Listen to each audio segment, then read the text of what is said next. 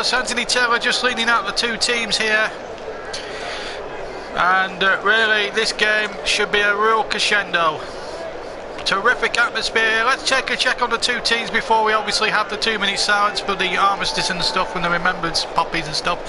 It's Tom Eaton in goal, back forward Flanagan, Mead, Keenan, Loughton, Gudmundsson on the left side of a 5-man midfield with Marnie, Defoe and Henrik in the middle and Arfield on the right. Sam Vokes up front. The bench, it's Gray, Kitely, Boyd, Bamford, Robinson, Tarkowski, and coming back obviously from 21 months out, Ashley Barnes could be poised to make his second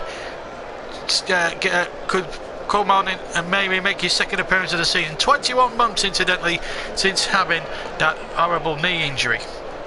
Crystal Palace, they line up as this: Steve Mandander in goal, a back four, Ward, Dan, Delaney and Kelly, 5 again in the midfield, 2 holding midfielders today, James McArthur and Johan Kabaya, the 2 holding midfielders, Townsend, Punchin and Sahab are the 3 attacking minded ones, with Punchin in the middle and Benteke the man up front. On the bench for Crystal Palace is Matteo Flamini, James Tompkins, Wayne Hennessy, Chung Young Lee, Joe Ledley, Zeki Friars and substitute striker Connor Wickham. So we're all set to go here, and tremendous atmosphere as you can tell. Not quite a full house. Palace didn't sell out their allocation. There's a few empty seats in that David Frischwitz stand to my right, but quite an healthy crowd. About 18 and just over 18,000 who have braved the elements here on a cold Saturday afternoon to go for this.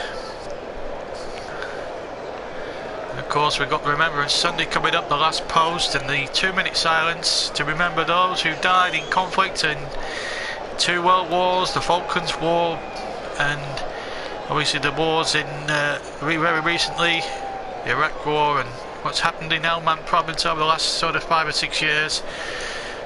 And well, it's a time for these players just to think how lucky they are, kicking the ball around for 90 minutes and getting paid a whole heap of good money when there's people out there fighting for their country, king and country.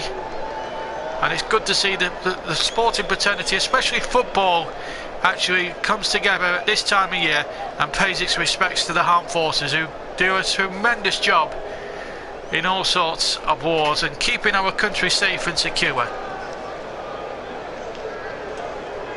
There's a marvellous atmosphere. Right now we're gonna have that silence. Both teams incidentally wearing poppies on their shirts. There's a bit of a debate whether FIFA will let England and Scotland wear poppies on their shirts at the moment. The Royal British Legion have brought to FIFA incidentally in the last few days, begging them to lift the ban on the poppies so that England and Scotland players can wear that game. Incidentally, you can hear that game live on the YouTube channel on Friday. Scott Down and Tom Heaton conducting the coin toss before we go. Anthony Taylor is the man from in charge. He comes from Rittenshaw, which is not far from Bolton in fact, in Greater Manchester. And now we're going to have the silence to remember the war dead.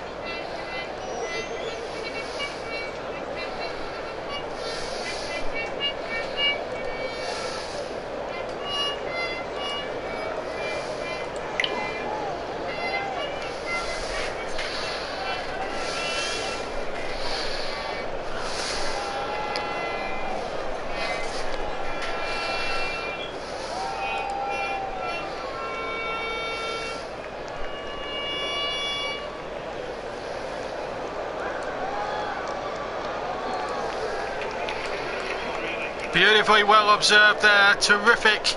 That you heard in the background there, that was the last post, and it remembers the people who gave their lives for us to have a better future in life. And in 2 world wars, the Falklands War, Vietnam War, every war you can think of, British troops have really served themselves, and I think it's humble to remember that, and remember that how lucky our lives we live. We're not fighting in king and country so far away. But anyway, both teams, as I say, wearing poppies as James MacArthur prepares to get the game underway. Crystal Palace kicking off in this first half. They're going to attack the Jimmy McIlroy stand to my left. Off we go then. Palace, of course, in the change strip. The FIFA background, as you can see, are exactly the same colours as the teams are wearing out on the field right now. This is an audio commentary from Burnley against Crystal Palace. Replay of this game. Couldn't show it. We can full delay commentary as Andros Townsend breaks down this far side, gets to the byline, gets a deflection off the defender, which back was Dean Marney, who's only been booked once in 10 games this season, which is quite a new world record for him. But it's Crystal Palace who have the first opportunity, and we've been playing 38 seconds, and it's Jason Punchin to take the corner. Remember, Burnley had a good start 2 years ago in this particular fixture, went 2 up after 15 minutes and came back, and then Palace came back from the dead to win 3-2. We can't afford a repeat of this today. Burnley in such good form, only 1 defeat all season. As Townsend floats the corner in, it's not a good one. In fact, it was Punchin who did brought the corner in, and Gudmundsson got it away. Now Henrik takes it towards halfway, and Saha breaks. Stabov's got it out to Lawton. He's got Gudmundsson in it because of space on the left-hand side. This is Johan Berg Gudmundsson. The ball just beat him to it. Gudmundsson crosses in from the left towards the back post. Lawton hits it towards goal, and it's a bit of a pinball machine. The ball pouring around inside. Vokes has tucked it in. 75 seconds, I make it, and Sammy Vokes has done it again. 4th goal of the season. This man's on fire, and Turfmoor erupts. 1 minute 39 seconds gone, and it's 1-0 Burnley. And it came from a breakout from a Crystal Palace corner. The ball towards Johan Berg Gudmundsson. He crosses it back. There's a little bit of miscommunications there, and then it's almost the ball bobbing around like a pinball machine. It's almost pinball machine time in the goal mouth there. The shot comes in, it comes up Bandanda, and then the defender, and then Vokes just prods it in, maybe off a Palace defender, but it was on target, and Vokes will claim it, and Burnley have taken the lead. And the ball back with Tom Eaton, so we play. I make that about 85 seconds. 85 seconds when that ball was turned into the back of the Crystal Palace goal. Sam Vokes the scorer. Great fillip for Burnley, knowing that they needed the insurance policy of a goal. Here's Keane now for Burnley, on to Lawton. Lawton inside his own half. Oh, love a little flick there from Marnie, 10 yards from the halfway line. Here's Michael Keane, Keane to me. Now me tries to move it out to the far side. John Flanagan in for the injured Stephen Ward, of course. Stephen Defoe and George Boyd possibly returning as well. The moment Scott Arfield has got the nod, thanks to his terrific performances in recent weeks, including the winner the last time we covered Burnley against Everton, and of course we've got a good goalkeeper in Tom Heaton, who made 11 top quality saves last week at Old Trafford to keep Manchester United at bay in that 0-0 draw. And it's a free kick though to Palace. It's going to be floated in. Johan Cabaye with it towards Ben Mee. Ben Mee with a header back. That's going to beat Heaton by the dead ball line. It will be a corner. Second corner of the contest to Crystal Palace. Ben Mee, who's accomplished himself very well as a centre-back, started out initially as a left-back in his early days at Turfmoor, certainly when Eddie Howe bought him. Punchin, who's really poor corner, led to the Clarets first. Take it right-footed, and that's a better delivery. Heating under a lot of pressure, and then coming in at the back post. Not sure who it was coming in at the back post there for Crystal Palace, but a big chance for them there. Might have been Joe Ward actually. Ball floated in there. There was a bit of pushing and shoving going on there, and it was Joe Ward coming into the back post. Heaton just flapped at it, but I think he was under a lot of pressure there from a lot of Crystal Palace players, and it didn't really matter anyway. We're coming up towards 5 minutes gone already, and we've had incident upon incident in this first half. Burnley 1, Crystal Palace 0. Boak's trying to flick that long kick out from Eaton on, but it's Palace had won it, and now it's with punching on the far side up towards Andros Townsend, the England international. Joy from Newcastle towards in the early part of this season. And here's a chance now for Ward. Ward now back to Townsend. Townsend looking to get bodies in there, but again, Jeff Henrik doing back to good defensive work there, and it's a chance here now for Johan Berker-Munson to make a good break. Gudmundsson, they've just switched flanks him and Arfield for the moment anyway. Gudmundsson had started out on the left and Arfield the right, but they've switched flanks, and that may be a telling factor in how Burnley might go about their business, and them two swapping flanks every so often as the game trundles by. But here's a chance now for Benteke of Robert Punchin. He's got Benteke to his left. Here's Christian Benteke. Benteke now tries to take it inside the area.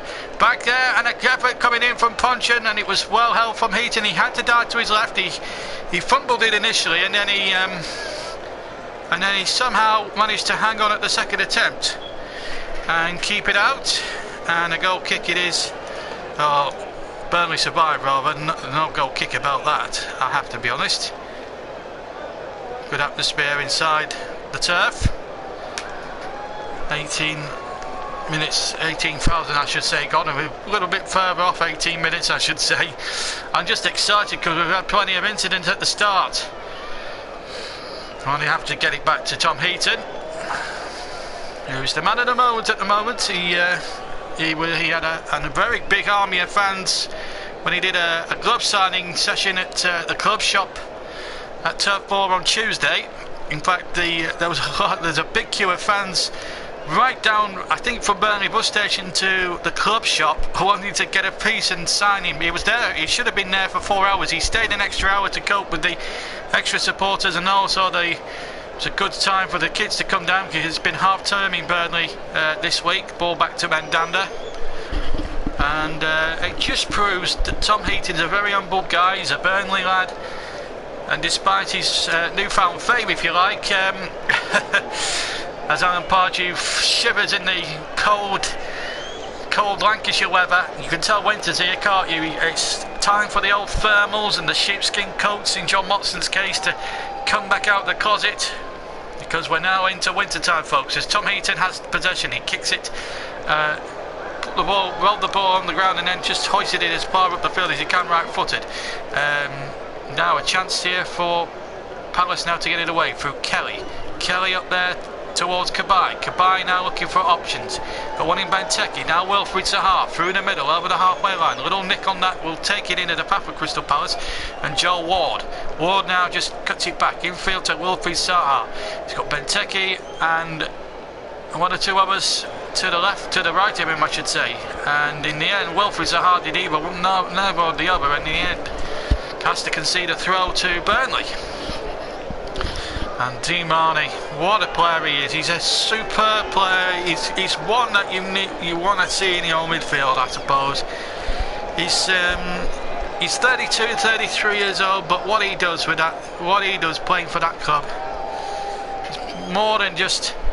He does more than just work hard. He's got a good team ethic. And here, as Dan knocking it forward towards Benteke, the ball beats him out of play, and it will be a goal kick to Burnley. And he scored. Burnley's one of 8 Premier League teams he's played against in his career, and he's never scored. So let's hope that remains the case today. But Burnley 1 up, and usually when they're going front, especially at Turf Moor, they don't lose leads. So this is going to be some. First half here to enjoy, as Heaton kicks long, way up the field. It's going to run into touch. Gudmundsson couldn't keep that in play, so it'll be a throw to Palace, taken by Joe Ward. And Ward looks for options. Got one close by in MacArthur. MacArthur knocks it back to Ward, and then it's a 1 ball forward, and then Defoe returning from injury today. backs it back, and now Cabaye has it, and it will be a throw. Cabaye's actually gone down. There was a little bit of a challenge there on the referee. Well, I think he's a bit gun ho with a yellow card there. It's a first offence from Di Marni, and I think Anthony Taylor should have let that one ride a bit. And it's no worse than some tackles you see. It's a committed tackle, but I don't think it's worthy, in my opinion, of a yellow card offence. I think Anthony Taylor's probably a bit hasty to get the yellow card out. I think in the 10th minute of the match, just let the referee. I mean, the referee's just got to let one or two of these challenges ride. And I think he was a little bit gung ho to get the yellow card out straight away. But he's giving it now, and there's not a lot we can do. It's a free kick to Crystal Palace. It was a free kick, by the way. No disputing the free kick. Should it have been a yellow card? I'm not sure. Free kick taken though, headed on by Benteke midway inside the Burnley half. Now Kelly has it. Kelly has to knock it back to Townsend. Townsend looks a very assured player at the moment. Good signing for Crystal Palace, Andros Townsend. He did so well in the Newcastle side last season, who really didn't do themselves justice, I thought, over.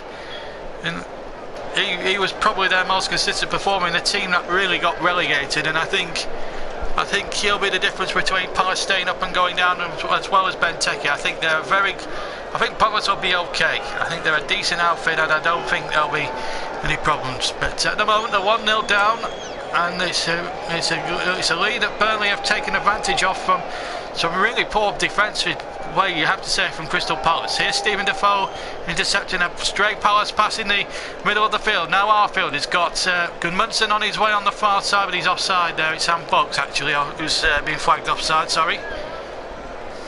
Excuse me. So we're coming up towards 11 minutes gone then at the turf, and it's Burnley 1, Crystal Palace 0. And Steve Mandanda, who's the goalkeeper, formerly of Marseille, of course. We saw Palace. This last time we covered Palace for the YouTube channel was another away match at Everton, where they really did themselves. They should have really pinched it in the second half. They really played well against Everton as they looked to go forward again. Cross coming in from Kelly, hooked away by Michael Keane, or headed away, I should say, by Michael Keane. Now Gudmundsson takes possession, and now here come Palace again trying to go forward, but there's been a free kick before that, and it was Sam Vokes who took a whack there, and 10 yards from the halfway line, and a free kick to Burnley. Tom Heaton's going to take it, I think. Tubmore, as I say, looking in fine fettle for this one. And Heaton now will take it 10 yards from halfway with his right foot up towards Michael Keane, who had gone forward, but that's going to go straight to Stephen Mandanda. And Michael Keane better get his skates on very quickly here, because Palace could have the way Palace can counter attack. It's quite something. And still 1-0. Here's MacArthur, number 18, gets a long ball forward. A chance here for punch into chase, but it's too long, and it will favour Tom Heaton, who's made some extraordinary saves, especially one against Zlatan Ibrahimovic in the second half, where he hit his elbow. It almost took his arm off. It was just one of those unbelievable saves. That save was a heck of a lot better than the one we saw at Southampton the other week. Here's Townsend. Townsend with a good cross in there. There's an overload here for Palace. It might break for Wilfried Zaha. Shoots. Good save with the legs from Tom Heaton. And that has kept Burnley in front, and Burnley scrambling away somehow. Wilfried Zaha then with an opportunity. He was unmarked. And he was the overload at the back post, and he got his shot in right footed, but Tom Heaton spreading himself again like an eagle, if you like, and keeping it at 1-0 for the time being at least. Here's Vokes now, 10 yards inside, and here's Gudmundsson. He's got away down from one ward. He gets the shot in, and Mandanda has not saved it. It's gone into the net, and Burnley double their lead. It's Johan Berg Gudmundsson, his first ever goal for Burnley. It might be fortuitous for them, but who cares? He doesn't. Steve Mandanda will have to question his own goalkeeping here, because that should have been saved. But Johan Berg Gudmundsson, let's take nothing away from it. Vokes played him in, and he had the wood on Kelly here. Got his shot in left-footed. Mandanda got good hands on that, and then the ball seemed to squirm up into the air, and it looped and looped and looped and dipped under the bar and into the back of the net. And Mandanda, that should have been regulation, that, for Steve Mandanda. You can't excuse that keeping, I'm afraid. Maybe one or two Palace fans will say he was unfortunate, but not with me they won't, because that should have been savable. 2-0 to Burnley. And May wins the header, and Ward, Robert Loughton gets it away. So now Palace with it all to do as Kelly knocks it forward, and Ben Mee does a really good defensive job. 15 minutes gone, Burnley 2 goals clear.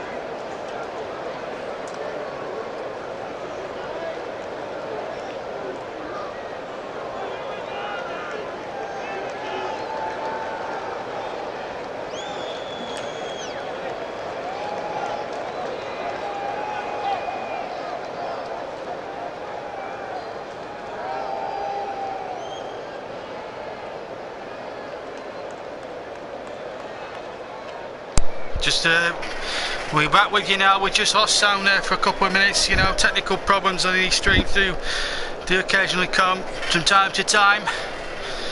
So apologies for the loss of sound there. It's a very cold afternoon, but you've missed nothing of the action so far. Burnley 2 goals clear.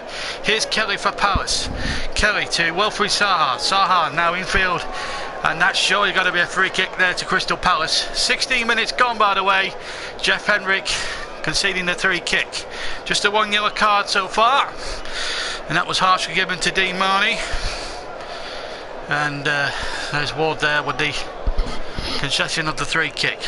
And Stephen Defoe's got to get back 10 yards. He's got his back turned towards Jason Bunchen, who's going to take the 3 kick here. Danger signs here for Burnley. 2 up, but having to face a Crystal Palace set piece. Puncheon left-footed from the left-hand side into the penalty area, way by me. And then header comes in. There's a player gone down injured there, and there's still play on. It's Townsend with the shot. It's into the Jimmy McIlroy stand. I think it's cleared up into the upper tier. And it's Joe Ward who's gone down under. It was a purely accidental challenge just on the edge of the D with Scotty Arfield. There's the 3 kick coming in. I'm just looking at it now. Arfield and Ward going for the ball. Ward did win the ball, but both players were committed, and I think it would have been harsh to have given a 3 kick against Arfield. It was both. They were both going for it, and I just think it was the awkwardness of the challenge which caused Ward to fall quite awkwardly there. Palace physio on, receiving treatment. Andy Taylor just making sure that all's well. Joe Ward being checked out. Andros Townsend been Palace's brightest player, I have to say, from what I've seen in the opening 18 minutes of play. Sean Dyche. There'll be cock-a-hoot that the Clarets are 2-0 up, and so is this commentator. Although I'm certain a certain Kevin Benson will not agree with me on that one at the moment, who's a Crystal Palace supporter. He's one of my very loyal subscribers. He's also got Tony Lochran and Ian Wellner. And in the crowd today, Gareth Southgate, England manager, hasn't brought any thermals. He's come in a 3-piece suit and a tweed tie there, I can see. Very fashionable amongst England managers, but decided in this cold, chilly Lancashire weather not to bring a big coat, which I think could be damn stupid, unless he's a hard nut. I've never really known him to be too hard of a player. Here's Flanagan now, to Me. Me gets it forward.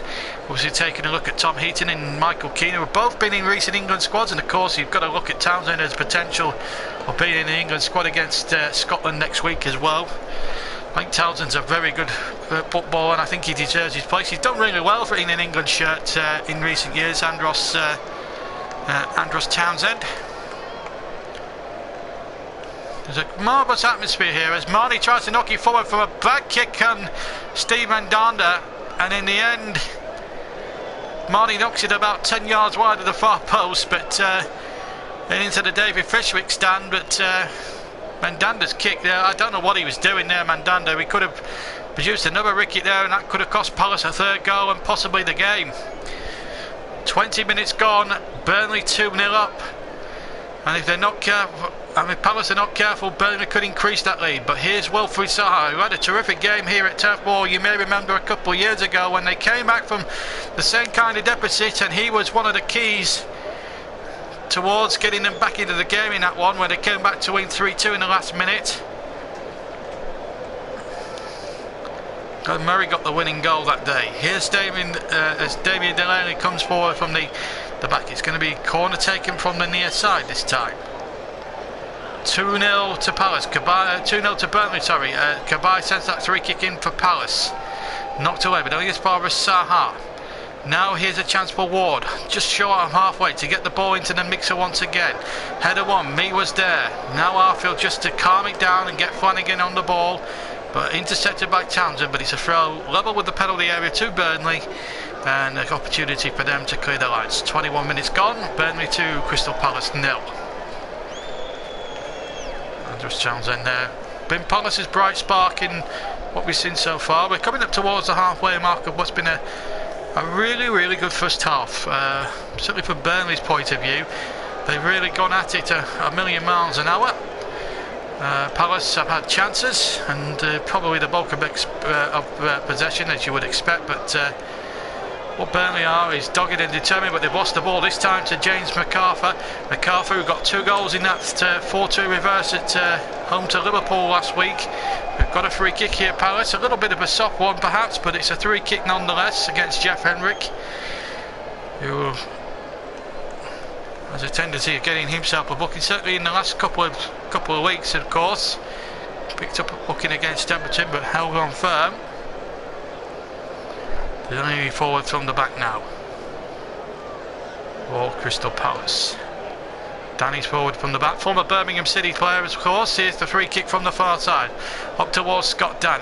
Loses the header though. Comes out to Ward. Ward, well, I don't know what that was. It was a bit of an up and under Me to win the next ball.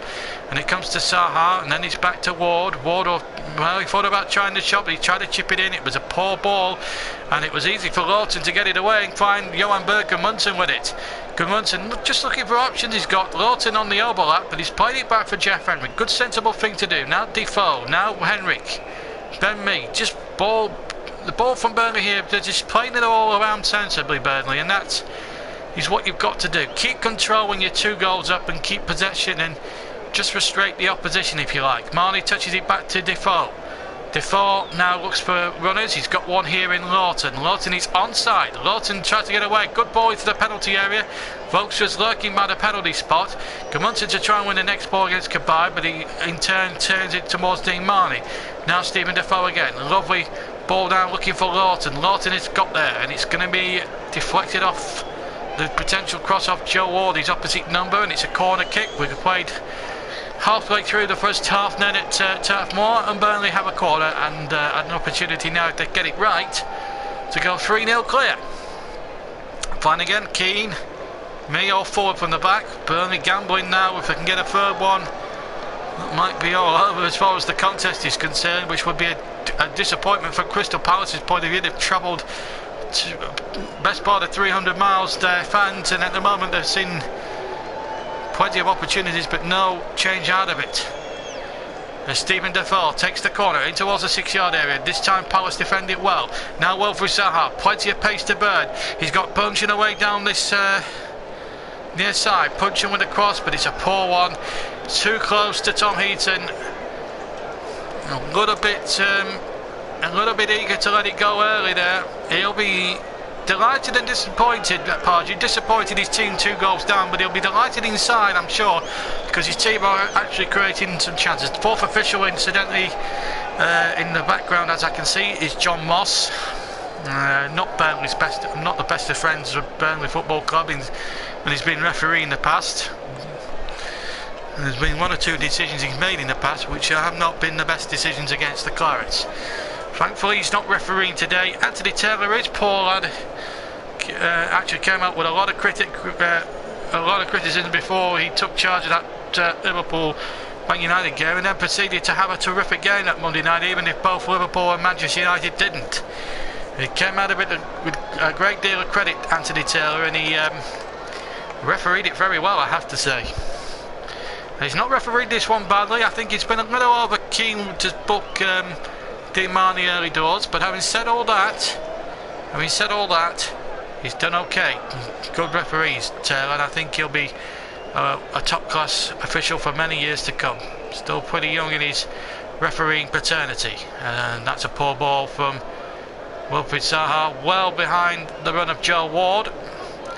And you can just tell, I can just tell on the faces of the Crystal Palace players that they're not seeming to enjoy their day out here in Lancashire today.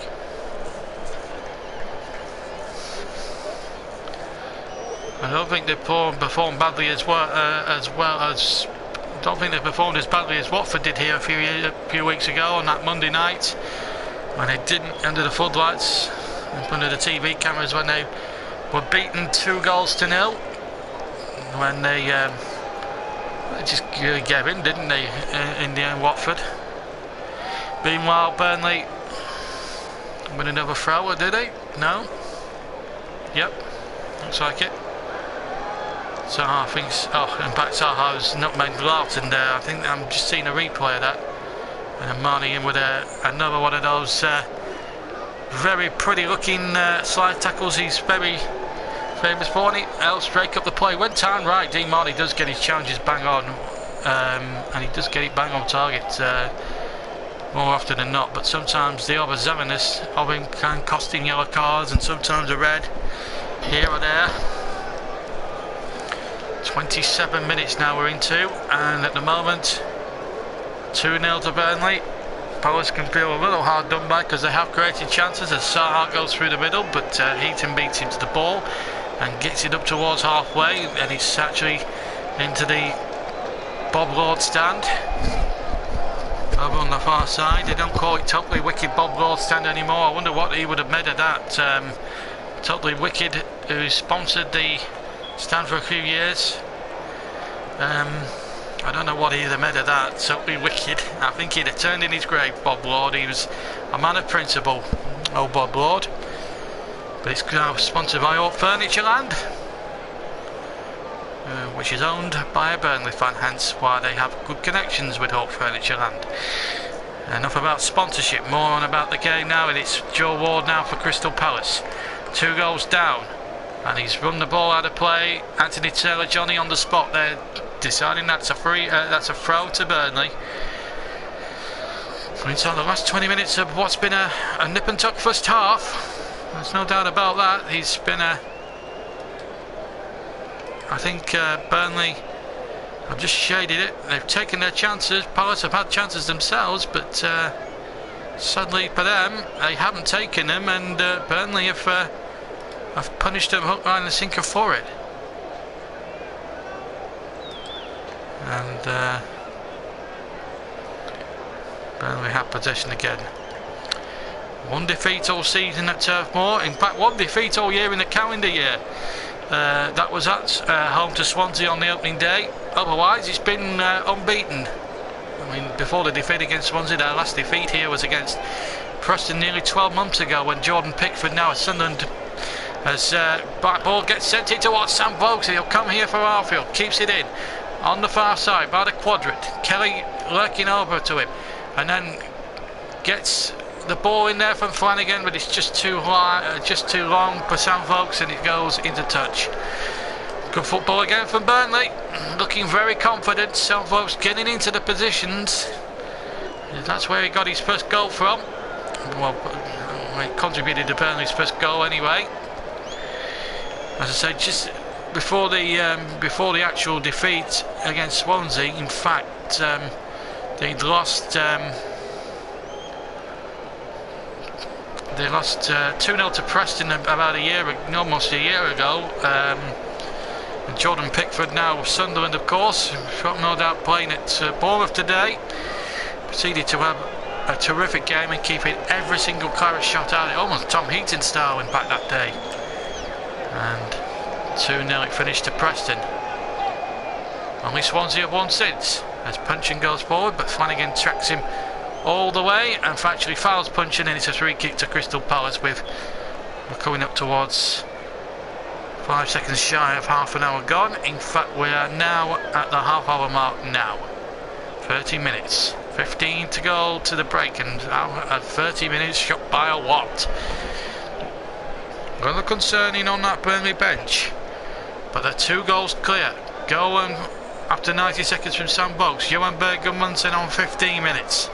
After a mistake by Steve Mandanda, when he half parried it and it wasn't enough, and the ball went back behind him and dipped into the back of the net, and 2 goals it is for Burnley. But Palace have had chances. Here's Punchin now for Palace to Kelly back to Punchin now Perrott, and looks for options. He's got one here with James McArthur out to the far near side, I should say, and Ward back in field now to Delaney knocks it long, looking for Benteke.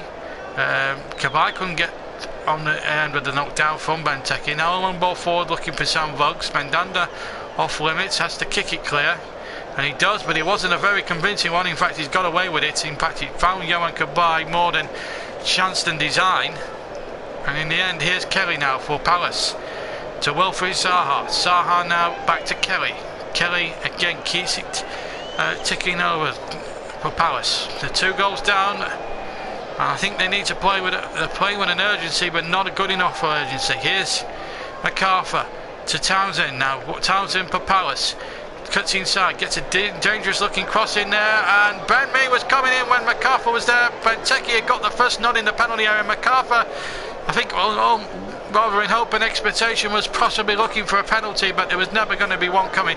Nice balling from Townsend. Benteke winning the first header, and Ben Mee, alert to the danger, knew McArthur was coming in there and got in front of his man and hooked it out. It is a Palace corner, however. Punchin, whose first delivery led to the opening goal for Burnley. It was a poor delivery. Punchin with the right foot from the far side, curls it into the danger zone, and that needed to be won there. Dean Marney again, he's winning everything at the moment, that lad. I tell you, he's having a good game. But it's a Palace throw, 5, maybe less than 5 yards away from the corner quadrant on the near side. It'll be a long throw, and Joe Ward to take it. In fact, I think he's going short, because it doesn't look as if it's a run up. Johan Cabaye offered him a shorter option. Now Kelly can get the ball into the penalty area. Comes out to Townsend, who shoots from outside the D and only shoots just wide of the far post.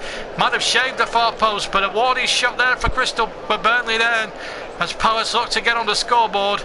Wasn't the best of defending really, only half away from Keane inside the area, and it came out to Townsend, struck it well on the right foot, but shaved the far post and wide as Alan Pardew and his assistant Keith Millen look on. Big chance that for Palace to get themselves back into the game, but Tom Heaton goal remains unbreached at the moment with 33 and a bit minutes gone. And here comes Dean Marney for Burnley. He's had a good game so far despite the yellow card. Now Lawton wins it, finds Gudmundsson keeps it going. Stephen Defoe, nice little triangular passes here from Burnley. Ben Mee, who took a little bit of a risk, but he got away with it. Here is Henrik now to Defoe. Defoe on halfway, looking for options here. So many yellow shirts back now for Burnley to try and break down, and in the end Ben Mee has got no other choice but to get it back to his goalkeeper, who can kick it away, Tom Heaton, the captain of Burnley, a proud captain at that. And Burnley now looking, a third goal would certainly kill the game from a Crystal Palace viewpoint. A goal for Palace would really put them back in with a shout, and they nearly did through Andros Townsend. He's been by far and away their best player so far, the most creative player on their side. The ball back to Mandanda. Mandanda kicks clear. We're coming up towards 10 minutes to go till the break. Full delayed commentary of Burnley versus Crystal Palace in the Barclays, or the what used to be known as the Barclays Premier League, now known as just the Premier League, as Gudmundsson hits a aimless ball in from the right, and that's going to run dead into touch by the far corner quadrant for a goal kick for Crystal Palace. So we're coming up towards the last 10 minutes of what's been a pretty good first half. It's been a tremendous watch if you're a neutral, even if you're a fan of both teams. I think you've got to say it's been a terrific game of football. Palace have played their part, made several key opportunities, but just haven't had the finishing prowess that Burnley have had. There's an element of fortune maybe at the second goal, but Mandanda should be stopping that one from Johan Berg and Munson. I'm sure the almost ardent of Crystal Palace supporters would agree with me on that one. The ball out on the far side, Balan Pardew. Now he'll have to put in the mother of all half-time team talks if his team are going to turn this one around. Remember, they were 2-0 down on this very patch 2 seasons ago, and they came back to win 3-2. January 2015 when that particular match happened. So the best part of about 17 12 months ago. So I mean, we're talking 23 months ago when that game happened.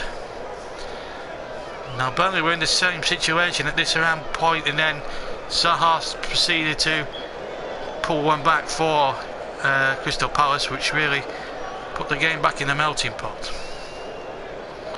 Still 2-0 to Burnley. Here's Keane to Stephen Defoe for Marnie's pass. Defoe has to turn back to Keane. Keane to me.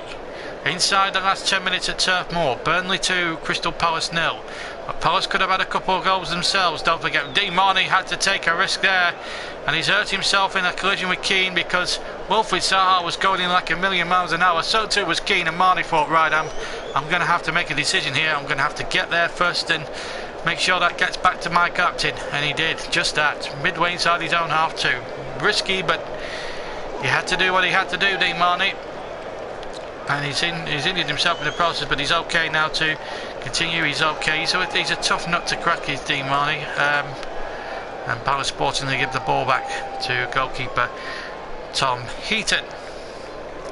37 minutes now of the game gone now, and it's still 2-0 to Burnley. Header won there by Scott Dan. And then the ball back with Punchin, has to knock it back to Kabay. Good charge down there by Henrik. Can Henrik keep it in over on the far side? Kabay sticking close to him like super glue, and Henrik comes away with the ball. Now Burnley trying to move it, to have to go back to Flanagan. Flanagan in field to Marnie. Marnie touches it back to Keane. Keane to Lawton. Lawton now looking to get more runners forward. And he's got Marnie there, and he's got Gudmundsson on the right hand side. Gudmundsson now whipping that ball in. Done tremendously well to get it in there to Scott Arfield's path. And Henrik now with a chance inside the area. Could he have took it first time? In fact, he took a couple of touches and then shot with his right foot just to the left of the goal. And in the end, it was charged down. But if it had gone first time, I think Burnley could have had a third, and the game could have been won there. He kills it dead there with his first touch, and that allows the two Palace defenders to get blocks in. And Jeff Henrik knows if he'd have just been braver and gone for it first time, and that might have sailed in, and that might have just been the end of the contest before half time. As it is, it's 2-0 still to Burnley. Stephen Defoe with the corner, far side, swings it into the penalty area. Header one there, but he'll come for Arfield. Arfield has to knock it back. Palace with everybody back in there, virtually in their own half. Ben Mee was surely being fouled, but the referee wasn't interested, and now Palace, from a fortuitous decision, could break here. It's Wilfried Zaha, it's Christian Benteke. They had a good situation. Benteke loses possession, fairly, says the referee. Here's Stephen Defoe to Johan Gudmundsson. Gudmundsson back to Defoe. Defoe now looking to try and pull the strings as much as he can in the midfield area for Burnley. Gudmundsson knocks it back to Lawton. Lawton in field to Dean Marnie. Now Marnie just plays it to Ben Mee, and now looks to get a ball forward with his left foot. He's looking up, getting his head up. Folks trying to flick the ball on towards Johan Berger-Munson. He's been in a really rich vein of form. Remember, his shot hitting the crossbar led to the outfield winner in the last home match against Everton 2 weeks ago. Here's Stephen Defoe. Defoe can't keep it in. It's a throw to Palace. Joe Ward letting it go. A win for Burnley could conceivably take them into the top half of the table, and they could still stay there after there's 5 games being played today, and then another 5 tomorrow, including the North London derby, of course, at the Emirates. And of course Liverpool could potentially go top themselves with a win against well, they played Watford, that's it, I couldn't remember. Leicester play West Brom, Manchester United looking to get back to winning ways against Swansea, of course, and Southampton at home.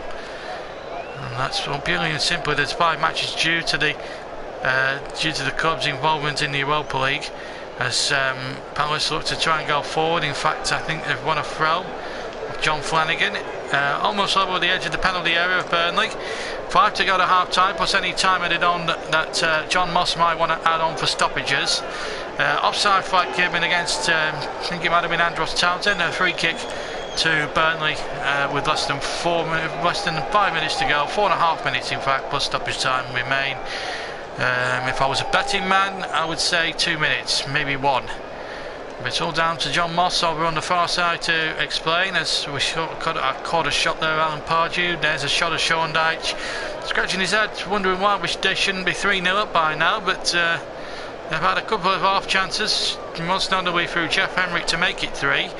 But at the moment it's still going the way of Burnley, and here is Defoe. Defoe keeps it going. Now a chance here for Ben Mee to get it forward, and he has to hook it back though, and Heaton hits it long, doesn't reach the halfway line, and that just gives an indication there's a little bit of a chill in the air, a little bit of a breeze. But here's Punchin to Delaney back to Punchin once again, trying to pull the strings. Johan Cabaye gets it long, and it's a good ball over to Townsend on the far side, but it's well intercepted in fact by John Flanagan, and Flanagan just gets it back to Ben Mee rather calmly. And all Burnley have to do now is stay calm, get to half time, clean sheet intact, and then it makes that job a little bit more tougher for Pardew's men. But wait a moment, here's McCarthy, pull back, chance here for Benteke by the penalty spot, and he's hit it straight at Tom Heaton. Regulation save in the end for Tom Heaton, but it could have been so different if Benteke had made better contact with this. He was either the goalkeeper, and as an ardent claret, I would have said that was 2-1 to Palace. I have to say with a heavy heart, really, because if Benteke had connected that one better, and either side of Heaton, I think that was flying into the back of the net. So Burnley must be beware, must not make any more silly mistakes. 2-0 up, it's a tendency to get carried away. Just play it safe till half time. That would be my advice to Sean Dyche's men. 2 goals ahead. Can't afford to lose one before the half-time interval. Not with this man on the ball. Here's Townsend. He's had far the best of the Palace players so far. He's done terrifically well, and any good points has been through him mostly. Here's Wilfried Zaha. Zaha looking to get past Gudmundsson. Gets the low, crossing low, but again Stephen Defoe, like Dean Marnie earlier on in the piece, right place, right time, hooks it away, and throws been taken quickly. Punchin knocks it into the danger zone, and just wide. It was Benteke who won the header against Ben Mee, and it just missed the far post by inches. Lovely ball in from the left-hand side. Benteke got up, and it hit the stanchion just behind the goal of Tom Heaton. I think Heaton might have had it covered anyway, but whew, that was too close for comfort. But Palace very unlucky maybe not to be on the scoreboard at this precise moment. Less than 90 seconds of normal time to play, but Benteke there with a golden opportunity to put Palace back into the game. And the goal kick taken, and it's flicked on a couple of times, and then Vokes has it, and Henrik is in there, but Cabaye has come away with the ball. One ball forward, cut out superbly by me. Apart from 1 or 2 dodgy moments, he's actually been pretty good so far. Long ball up towards Vokes, but Dan patrols him pretty well, gets it back to Mandanda. Mandanda kicks with the right foot towards halfway, flicked on there by Benteke, who's just missed this real sitter there for Crystal Palace. Here's Joe Ward now for the Eagles. 2 goals down into the last minute of normal time at the end of the first 45, and then in 45 seconds from now we'll get John Moss's opinion on how much stoppage time we'll possibly have. I should also stress that the stoppage time given will be a minimum. So just to let you know, it will be a minimum of such and such time, and then it will be down after that to the referee's discretion whether he will want to add more time on in the end of added time. 2-0 to Burnley. They're looking in good fettle, but Palace are looking even fine fettle as well, just as fine fettle themselves. Last 10 seconds of the regulation 45 as MacArthur now runs towards the Burnley penalty area from the left hand side, finds Sahar. Sahar looking to run to the byline, gets a low cross in, and Burnley again does tremendously well. He's had a good first half, Burnley, and then Defoe rides a couple of challenges, gets Burnley moving, but he can't find Vokes with that pass. It was a little bit wayward, and in the end Scott Dann was able to intercept with a minimum of fuss. We're now playing, I think, 2 minutes at the end of the first half. Here's Benteke. Benteke into in fact, he's been quite offside. He was trying to play it back to Yohan Cabaye. He succeeded. He played it back to Cabaye, but he played the ball back to him from offside position. We played 30 seconds of injury time of the 2 minutes that were allocated by Jonathan Moss. And there's people on the bench there, flat caps on. It's bitterly cold, jackets and all sorts. At the end of this delayed commentary, we'll hear from Sean Dyche and from 1 or 2 protagonists from this game. We're now into the second of the 2 that was allocated by 2 minutes. That was allocated by Jonathan Moss, and the ball with Tom Heaton. You're not missing anything at the moment, and I think Burnley will be glad at the half-time interval. Palace need to get regrouped, I think. Defensively they've been a bit of a disgrace, but in attack they've been rather threatening. So it's been a bit of a Jekyll and Hyde first half from Crystal Palace. Certainly have had the most possession, certainly have had the clear-cut chances, but just the difference between them and Burnley, they haven't took their chances. But here's Townsend now, late opportunity for Palace perhaps, but Stephen Defoe makes sure that Townsend doesn't go any further. In fact, Burnley win a throw. There's about 15 seconds of the 2 added minutes to go, and I think that might be that as far as the first 45 are concerned. So Burnley on course for 3 crucial points. We'll take a 5-minute break once that whistle's gone, and there we are, the whistle has gone. Stay with us for the second half. In a few minutes time we're going to take a 5-minute break.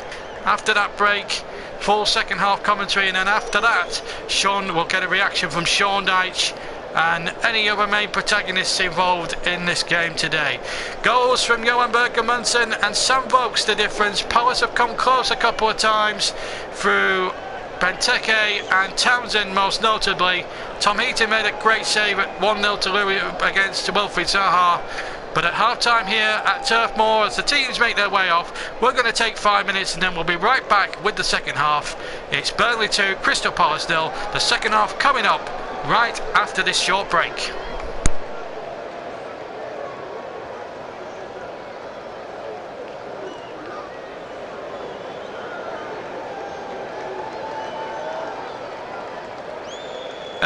As we get underway, no changes incidentally from either side. It's Burnley going to attack the Jimmy McElroy stand in the second half in claret and blue. Palace in the all yellow strip with a claret and dark blue strip sort of band across the front of the shirt. Palace 2 goals down, and they've got a free kick straight away. Foul on roof with Zaha. An obstruction there by Scott Arfield. Ran the risk of getting sent off in the last home game before scoring the winner against Everton a fortnight ago, you may remember. A dramatic finish in that game as well. And here come Burnley now looking to try and really, a third goal would really seal it for Burnley. A goal back for Palace might just put this game back in the melting pot. But it was a terrific first 45 minutes. Let's hope the second 45 is just as good. And here come Palace with Cabaye, the Frenchman, on towards Puncheon. Puncheon trying to turn. and that's going to be a foul. Free kick to Burnley. Minute got in the second half. Wilfried Zaha fouled not 30 seconds before, is the culprit 30 seconds later. Bringing down the left back John Flanagan.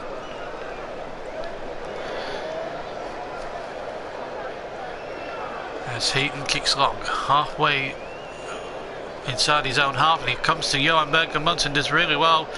Has it down in the corner quadrant, and early crossing there from Larton towards Vokes. Vokes tries to get it, knock it goalwards, and he's knocked it over the top. There was a man waiting in the middle as well. I think Vokes tried to score a spectacular one here. Gudmundsson did really well, held the ball up, lovely low cross, and Vokes just couldn't turn quickly enough, and into the Jimmy McElroy end it went, wide and high and not so handsome. Steve Mandanda, whose mistake has put Crystal Palace in a very precarious situation here at the moment. Kicks right footed over the halfway line. Header won terrifically well by Dean Marnie. He's been here, there and everywhere. He's been buzzing around like a bee all day. He's the only one from a Burnley point of view on a booking. So he does have to watch his step, but Marnie does have that sort of flaw in his game, but it's not a bad flaw to have.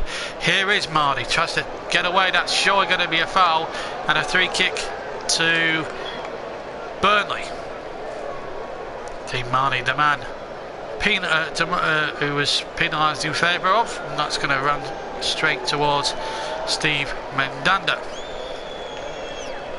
3 minutes into the second half, and Delaney gets a long ball forward up towards Benteke, but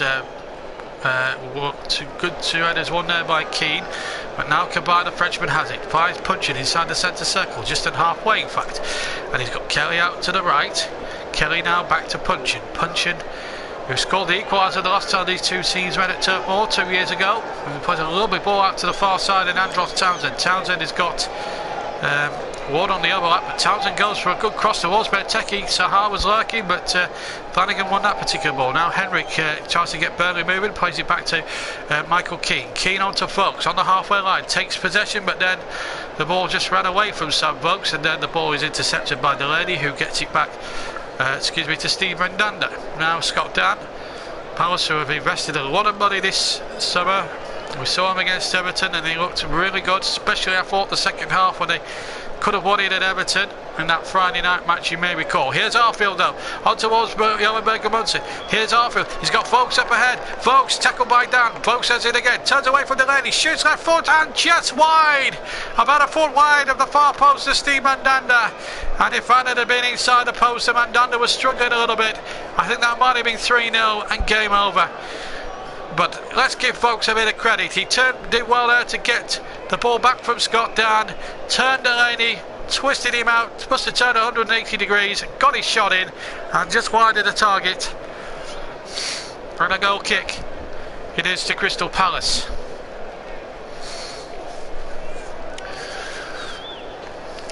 Played almost 5 minutes of the second half. On towards Townsend. Zaha has the ball. Zaha tries to get past me, but me is not to be beaten. It will be a throw to the Eagles of Crystal Palace, and still we stay at 2-0 to Burnley. And it's been a terrific game of football, I have to say. Terrific game of footy. And he'll on ball forward, and Sam Vokes is onside. Vokes now away from Delaney and Dan. It's Vokes now. Shoots straight at Mandanda. Shoots again straight at Mandanda, who made a terrific double save, although the angle was a bit tight. And Mandanda made it doubly hard, but really Sam Vokes should have made it 3-0 there. And that would have put, no doubt about it, Burnley well and truly in the clear, and there would have been no way back even at this early stage of the second half for Crystal Palace. They break now with Wilfried Zaha. Townsend is overlapping on the right hand side. Here is Townsend inside the area. Townsend tries to scoop out the ball, headed away by Lawton. Now Keane is running, and Johan Bergen-Munson has no other choice but to knock the ball out of play for a throw. And now it's all of a sudden Crystal Palace has turned now to attack, but Sam Vokes, two gilt-edged opportunities that would have put Burnley 3-0 up and surely in the clear and away from the chasing Crystal Palace, who now hunt through Puncheon toward, and it's a throw off the defender. I think it might have been Gyllenberg and Munson, but Sam Vokes really with a golden goose of an opportunity to really put the game out of sight. 2-0 still it remains. Me winning another long ball there. Good header one. Henrik now pirouettes. Looks for options indeed. He had MacArthur right on the back of his tail there. And he's put a lovely ball to John Flanagan. First touch was marvellous into the path of Arfield. Arfield gets lucky and he finds Flanagan down the left hand side. Flanagan twists and turns. Finds Johan Berger Munson. Gets his shot in left footed and it's slashed well wide off the goal, and a goal kick it is to Crystal Palace. Sam Vokes with 2 gilt-edged opportunities. It was a long ball forward from Scott Arfield. Dan completely lost his bearings there, went to try taking down with his foot when he could have been better off heading it. Vokes' first time it was well saved by Mandanda, and then Mandanda having to recover the second time and I think make an even better save than the first one was, I have to say. So 2-0 it remains to Burnley, but could it have been 3?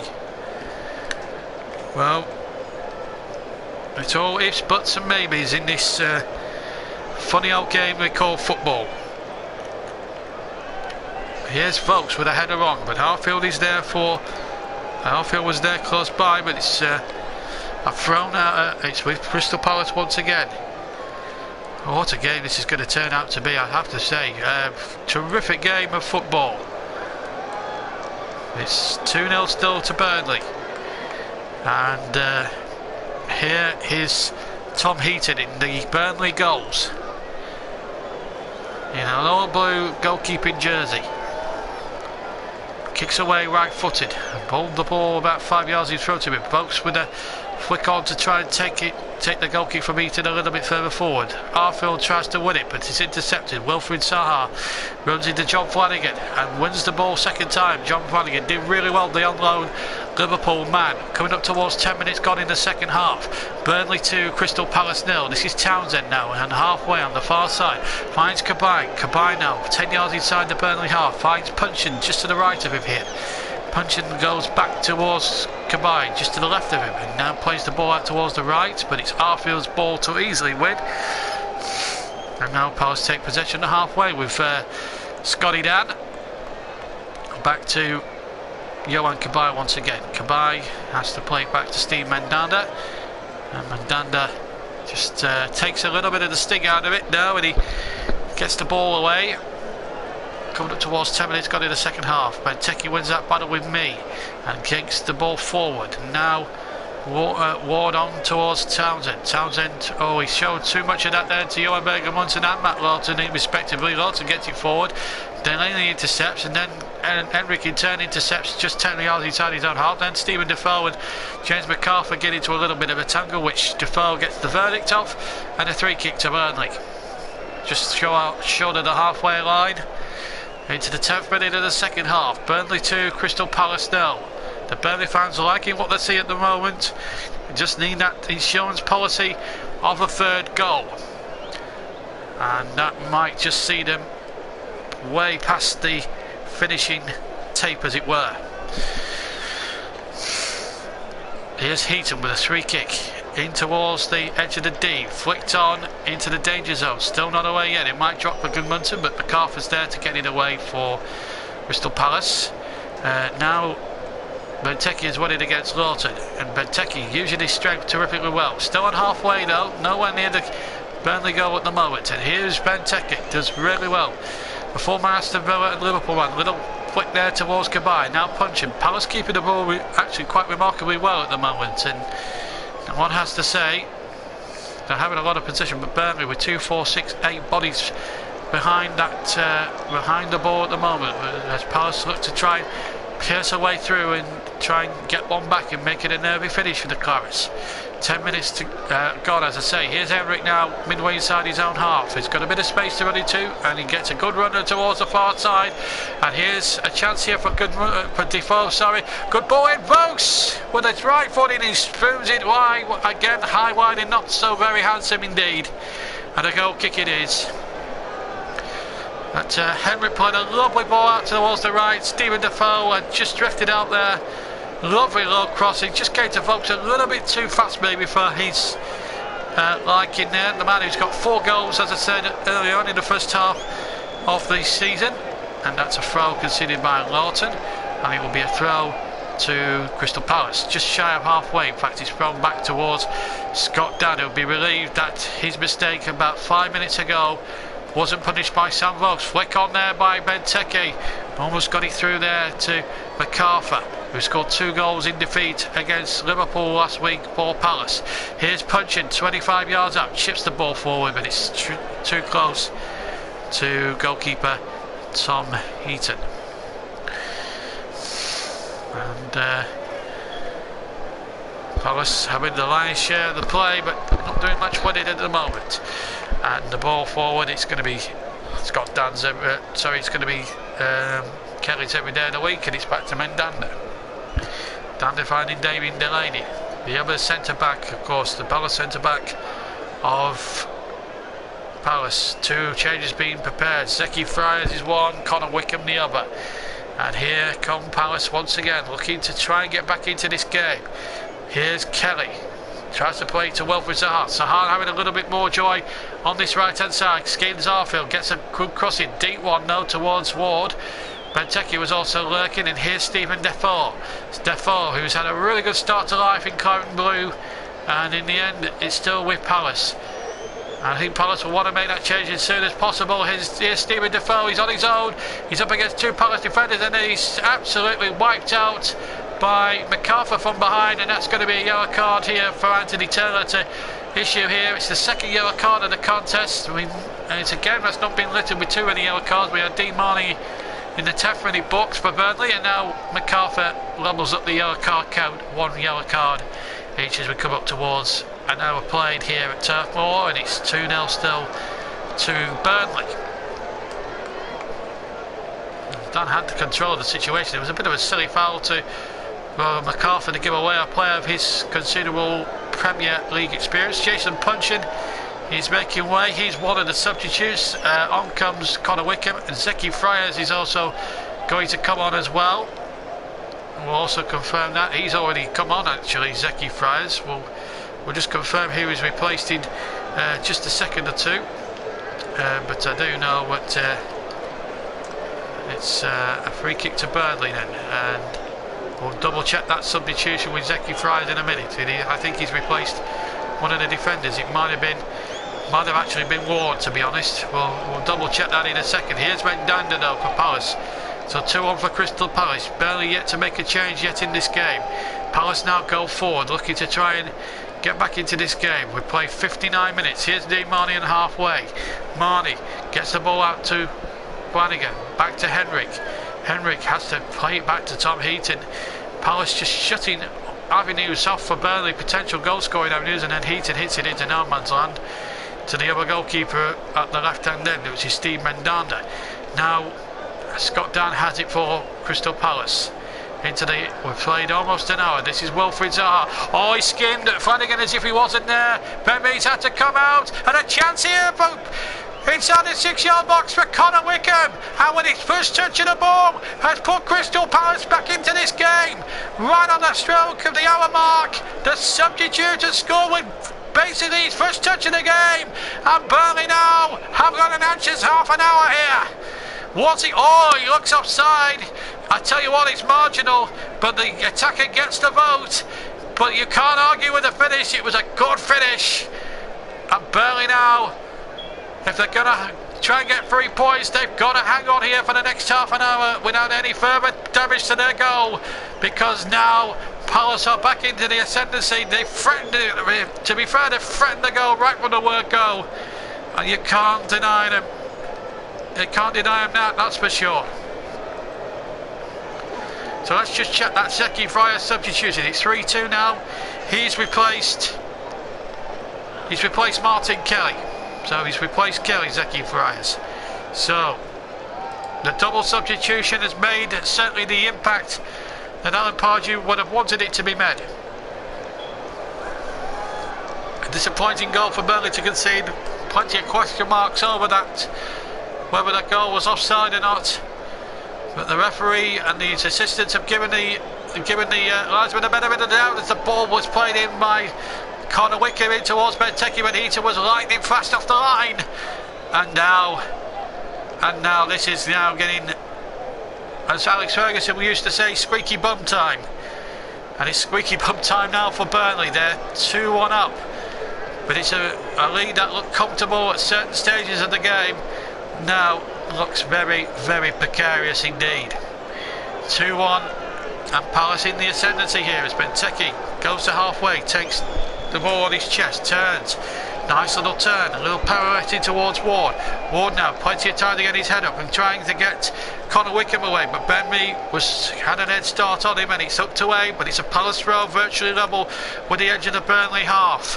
What a game, what an exhilarating end to this game we could be in for now. We've played 62 minutes of the game. Burnley 2, Crystal Palace 1. And it's a throw taken by Ward towards Zaha. Zaha wins the throw off John Flanagan. Flanagan disputes the decision, but it is a Palace corner. And if Palace equalise from here, Burnley will only have themselves to blame for missed chances and chucking away 2-goal lead. And Palace have got plenty of men forward. Delaney's in there, Danny's in there too. Plenty forward there in yellow as that ball is deeply played in there. Chance here for Townsend on the edge of the area. Henrik does well. He couldn't really slide in and bring it down, otherwise he would have given a pen away. And here's a chance now for Arfield just to break out, but Warner's won it back for Palace. They're having a good 10-minute spell here, Crystal Palace. Since that Sam Volk-Smith, they've really took the game by the scruff of the neck out with Pardew's men. Here's a chance now for Palace to come forward. Kabay to Zaha. Zaha, far side. Can he run into defenders? He's got past the man again. Lovely cross and a chance for Kabay inside the penalty area. And it was well blocked by Ben Mee. Great block as well. It's a corner. Oh my days. He's whipped Flanagan there as if he wasn't there down the right hand side. And at the moment, Burnley's left back doesn't know whether he's coming or going here at the moment.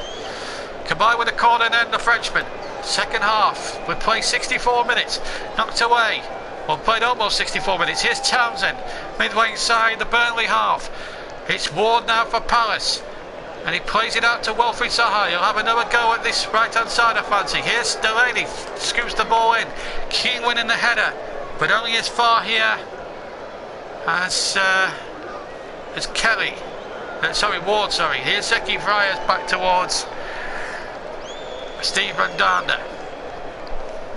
Now Delaney. MacArthur, sorry. MacArthur back towards his goalkeeper once again. MacArthur back to Mandanda. So Mandanda kicks away. Henrik trying to win the next ball. Can't. Keane does do. Third ball he wins. Here's a chance now for Henrik. And now Gudmundsson. Burnley have just got to slow it down and just give their defence a breather or two, and Flanagan has not done that. He's played an aimless ball. In fact, the referee's blown for a Palace free kick, which is not going to suit Burnley at all in this cauldron at the moment.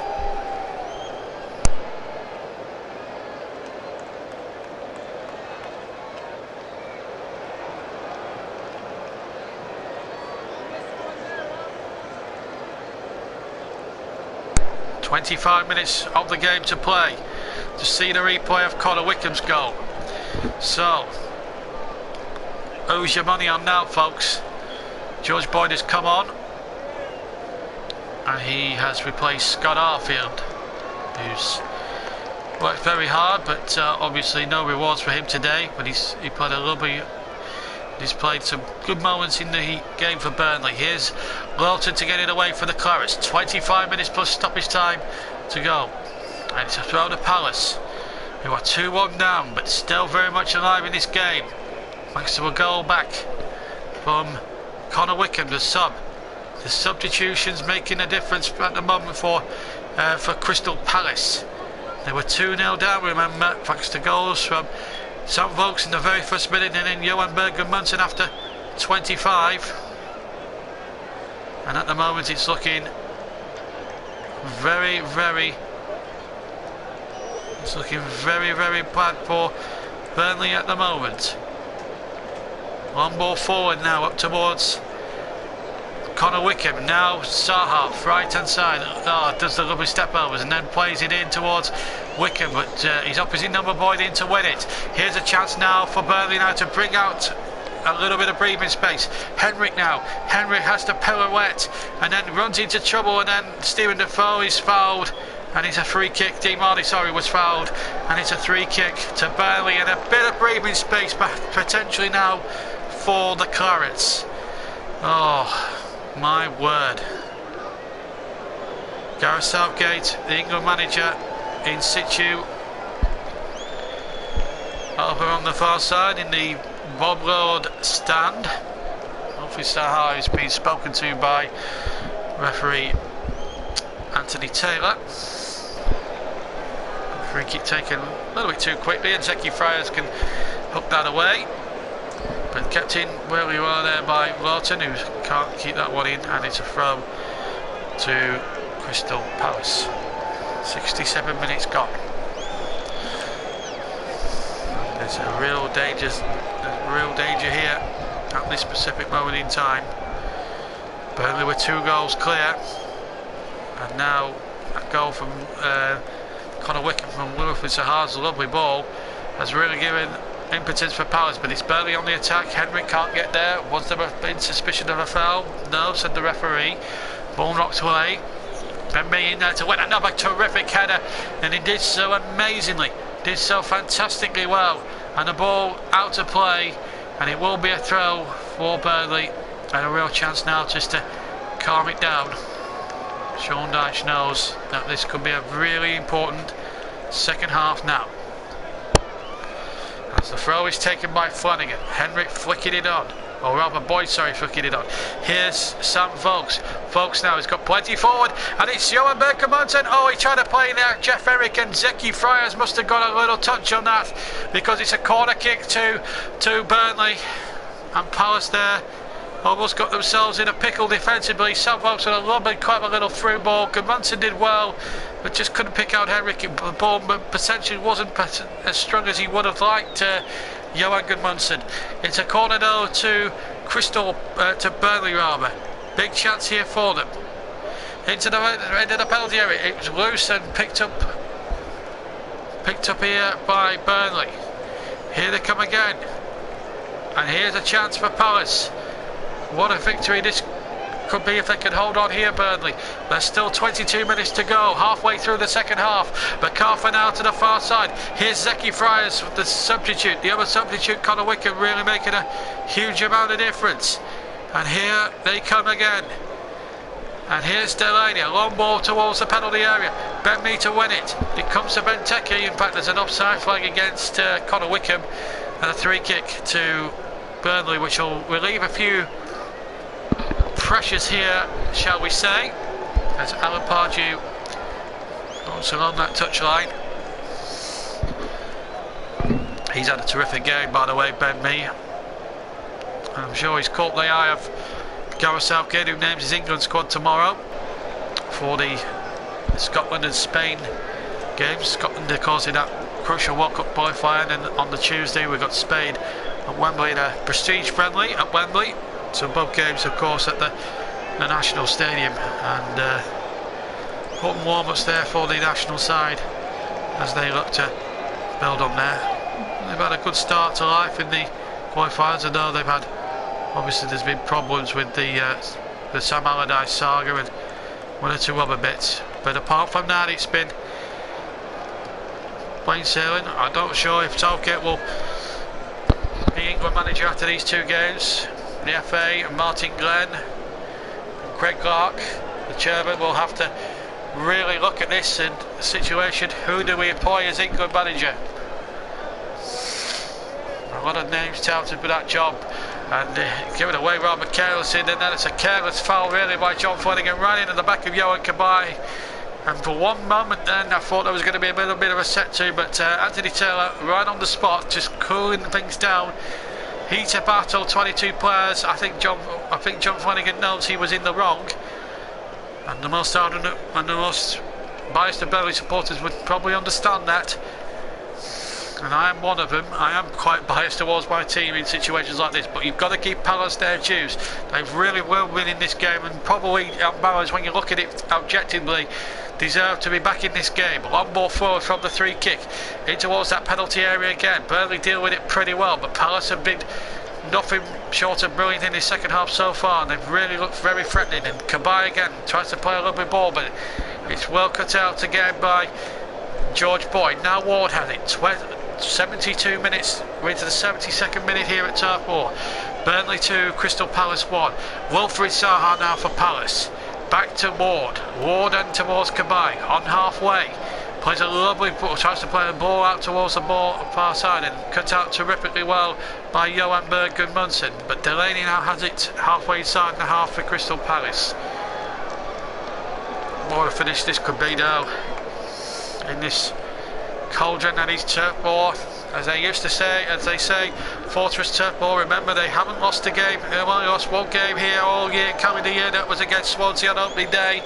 Defeat before that was against, there's the ball lifted in there, still comes to Zaha. Zaha turns, it's Benteke. Benteke tries to turn, and then the shot coming in from MacArthur, well blocked, and then the shot from Ward blocked again.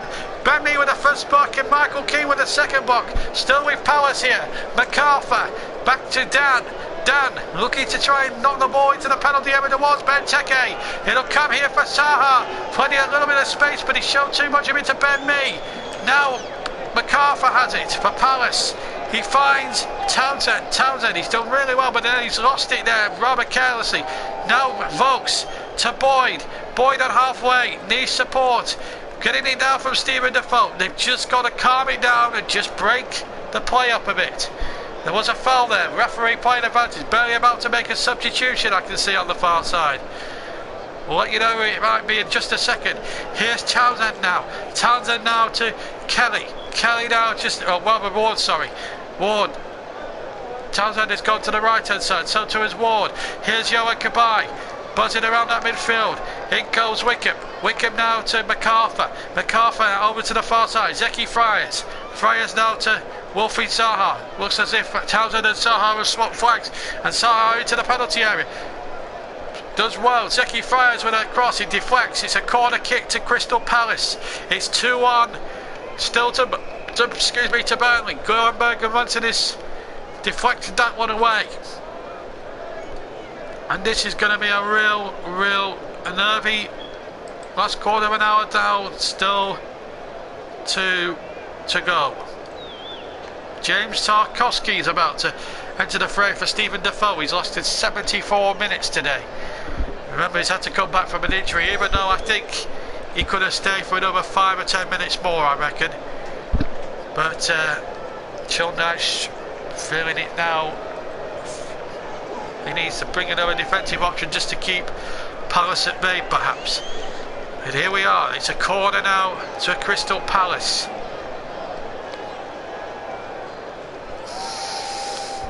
Long into the penalty area. It comes to Townsend on the edge of the D.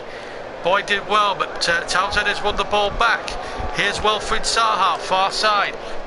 And he tries to keep Gudmundsson his slip, and he's done just that, and Gudmundsson has tripped him. It's a free kick to Palace. And the Palace fans can sense blood, so can Palace here. Real danger here for Burnley at the moment. That has to be said. Oh, you're feeling right now if you're a Burnley fan. And I'm certainly one of those. I'm really feeling it now. Plenty of marking for Burnley to do. Can Tarkowski, Keane and co keep Palace out? Tom Heaton, who's had a remarkable few weeks in that Burnley goal, he's got some work to do as well. Quarter of an hour plus stoppage time still to go. 75 minutes gone. Anthony Taylor just watching for pushing and shoving. Remember, referees have been told now to clamp down. And then he jostled in that penalty area. Boyd towards Benteke. Well, what I think by, it might have been Michael Keane there with a header. And my word, that was heart in the mouth stuff there for Burnley. Boyd has possession. Oh, he couldn't. Oh, he should have really used his break down and tried to play Gudmundsson in, who was making a tremendous burst on the far side. And now it's put Burnley back in trouble again. And here is Ward and to Townsend, he's just getting in on the right hand side, cuts in field, looks for Kabay, little chip in there towards Benteke, and it's too close to Tom Heaton, thankfully, but this is getting on the edge of the, it's getting, too unbearable to look here. 76 minutes gone. Less than a quarter of an hour standing between Burnley and 3 crucial points, and maybe a trip into the top half of the table for the first time this season. Sean Dyche has never been in the top half of the Premier League as a manager before, and now this could be a nice time today. But here comes Wilfried Zaha. He's running at Lawton. He's in the area. He's been taking big chance that, and he couldn't take advantage of it. And the defenders got back in time and saved Burnley then from being hooked back to 2-2. Here's Ward, a long ball forward, sure this will be Eaton's, and it is quite comfortably, and now he'll be able to take the heat out of the situation here for Burnley. Wilfried Zaha running at Lawton as if he wasn't there, and he played it in rather well to Benteke, although it didn't come in with a fair rate of knots. Here's Flanagan now for Burnley. On towards Tarkowski. Tarkowski's got Gudmundsson out to the left, right. If he chooses to keep his head up, that's surely going to be a foul on Jeff Emerick by Delaney. And again gives Burnley a real opportunity. Delaney gets a book in. Well, it's a commentator's dream, this game. To in and fro in, end-to-end stuff, ebbing and flowing. You couldn't write a script for these type of games.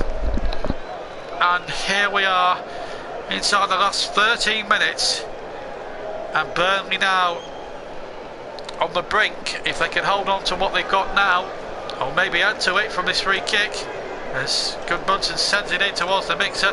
So I think it was Tarkowski who won the header, but he's been flagged offside. It was a silly thing for Tarkowski to do. He should have just watched the line.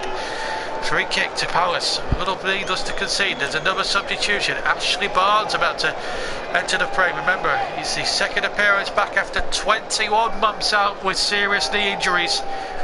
I'll tell you what, if he's the man who gets the decisive goal today, boy, has he deserved it after the torment and disappointments he's had to endure over the last 21 months or so, the last 2 years. It's been a living nightmare for him. Knee injury after knee injury, missed most of the promotion season last year through injury, and if he could get the decisive goal here against Crystal Palace, I think everybody would be chuffed for him. He's still waiting to come on, by the way. Gudmundsson battling for it. The ball is high. A little bit of pinball machine going on in there. Here's Emerick now. He's got going through here. It's Jeff Emerick for Burnley. Oh, he gets his shot in left footed. It was tame anyway, and it was easy for Mandanda to gather the ball in. 78 minutes gone. Barnes still yet to come on. Gudmundsson has stealed the ball from Zaha. Gudmundsson now. Burnley having a win more possession. That's going to be a free kick, and surely the introduction of Ashley Barnes. Zeki Fryer is the culprit. I think Sam Vokes might be the man withdrawn. He's had a good match, Sammy Vokes. That's a silly foul for Zeki Fryer to concede. Burnley, are they going to make that change? They're surely got to make that change now, surely. Doesn't look as if they are at the moment, because Johan Gudmundsson wants to get on with it. So Barnes has to wait a bit for Gudmundsson sends that in, and Key was there. It's a corner. Surely now they've got to make this substitution. Scott Dann winning the header there. It was a lovely pinpoint, accurate free kick from Johan Gudmundsson, and Scott Dann doing exceptionally well. Surely the change has got to be made. Will it be after this corner? Keane and Tarkowski are both forward from the back. Marley's just standing about 25 yards out. Gudmundsson went another corner. Swung into the penalty area, easily away by Benteke, but still not away fully yet. Zaha now to bring it away for Palace, who have got it's 2 against 3 now, and Townsend's leading the charge, and Burnley trying to get numbers back very quickly. And what about that for a run? Oh, it's handball, is it? Oh, he's giving a penalty. Oh, Brad Lowton, what were you playing at? It's a silly penalty for Burnley to give away, and Anthony Taylor, one has to say, has got that decision spot on. You can't argue with that decision. Townsend's cross. And just what, he's clearly got his arm out. What is Matt Lowton doing? He's had a super game up until now, and then he goes and do something as stupid as that. and it's gifted Palace away back into it with 10 to play, and it's Benteke from the spot.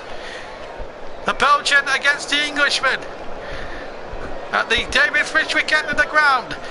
Benteke against Heaton from 12 yards. Benteke runs up, right-footed, rolls it in. Heaton went the wrong way, and Palace from 2-0 down are level with 9 to play. Christian Benteke, after 81 minutes, has equalised, and now Burnley have got to, if they're going to even get a point from this, I've really got to dig in deep now. Burnley will make that substitution. It was a silly penalty. Matt Lawton will have to take the blame for this one. And not even the brilliant superhero Tom Heaton could save that one. He's in the corner, and the fist pump from Alan Pardew. I think that is probably unbalanced. It is probably, I think 2-2 is probably about right. Here's Henrik now, and I'm saying this with a heavy heart because I'm a big Burnley supporter, but having said all that, Palace have been good value for 2 goals themselves. They've had created several empty chances, and now you feel, looking at it objectively, Palace are the team in the ascendancy. I dread to say it because I'm a Burnley fan, but here is Townsend. He's had a good match for Palace if you look at how they've performed. And here's Kabay. He lines one up and he shoots just wide at the near post. Heaton, I think, had it covered anyway, but just missed the far post by not too much there. Townsend to get involved, played it infield, 25 yards out, struck it well with his right foot, but just past the post. And a goal kick, and we're just looking at a replay of the handball. His hand is clearly sticking out. I can't. There's, even as a Burnley supporter, many years standing, you just can't defend an action like that. Palace deserved that penalty. I think the referee was right. I can't argue with Anthony Taylor's refereed at all today. There's no doubt about that. It was a clear penalty, and now whether we can dress it up and dissect it time and time again, I don't think they should have any cause for complaint. I think Lawton handled that ball. And the Palace fans are jubilant. They're giving it some to the Claret supporters at the other side. And, they've travelled a long way, the Palace fans, nearly 300 miles or so. They're having a little bit of a party now in that sand. But there's still a long way to go in this game, and it could still to and fro either way. And they'll feel they're in the ascendancy now, the Palace fans. There's an injury down on the ground there. I'm just trying to check who it might be. Could be Scott Dunn, I think. Been in the wars a bit today, Scott Dunn. Sean Knight now shouting more instructions. I think Ashley Barnes has come on now. Burnley fans were about 15 minutes ago in joyous celebratory mood, and now all of a sudden there's a few smiles still on the Claret's faces, but I think inside they're absolutely devastated, and so are we really. But credit to Palace, they've really battled well. They're a team that have boundless and endless spirit to their nature. And they gave Liverpool one hell of a fright last week in that late kick-off at Selhurst when they came back from the dead twice, but ended up succumbing 4-2. But they didn't give up by any stretch of the imagination during that game. It's defensively where they've let themselves down, but once Burnley have let themselves down defensively, they're so usually watertight at the back. That's the first time I think this season they've conceded more than 2 goals at home in the Premier League. They conceded certainly one against Swansea, one against Hull, one against Everton, and one against Arsenal. But that's the first time in one particular match they've conceded more than 1 goal. And Barnes is still waiting to come on, by the way. Vokes is still on the field. Burnley's still holding out for that substitution. Here's Townsend now for Palace. This game is to and throwing. You can't take your eyes off it for a second. We've got 5 minutes or so to go. Here is Ward. He sinks it into the danger zone. Benteke is lurking. 5 to play. Here's Kabay to MacArthur. MacArthur with the right foot, and he's slashed it well wide of the target, and it's a goal kick. Slashed it for about 25 yards out, and it's a goal kick for Burnley, which will relieve some pressure from their goal, that's for sure, as Palace go searching for their winning goal. And Ashley Barnes will get a 5-minute cameo. He's a little bit frustrated, but he's having a quiet word and a laugh or two there with 4th official John Moss. It's Jeff Henrik who's going to be replaced. He's had a good match, the Republic of Ireland international, former Derby County player. and he comes on to replace, as I say, Ashley Barnes. So 5 minutes for him to make an impact as Heaton kicks long. Again, he hasn't put a foot wrong. He had little or no chance with the 2 goals that went past him, even if the first one was a little bit of an into offside about it. The penalty was clear cut though, and that decision we can't argue with. And here's Townsend again. He's probably been Palace's player of the match. If you had to choose a player of the match from Palace, I think he'd be up there with contender. At the moment, I would say that Dean Marley's been the Clarets player of the match. 4 to go. Here's Townsend towards the byline. Burnley in danger of losing this now.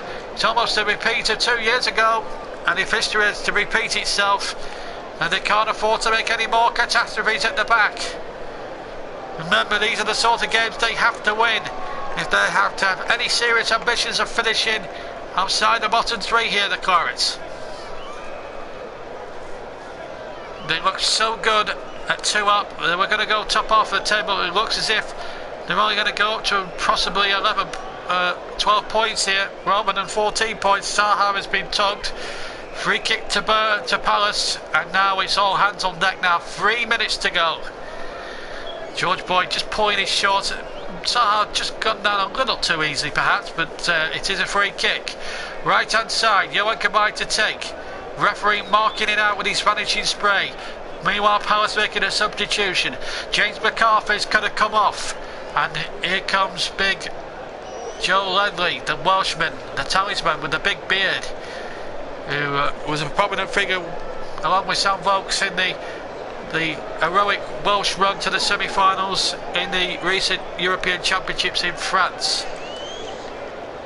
And it's a 3 kick to Crystal Palace, floated in there again, header won by Burnley, but only as far as Zeki Friars. Friars tries to get away, and here's Gudmundsson, who really hasn't stopped running all day long. He's had a good game, the man from Iceland, and he's won a 3 kick off Zeki Friars, and again Burnley have a chance to release a little bit of pressure now as we go into the last 2 minutes of normal time. 2-2 it is.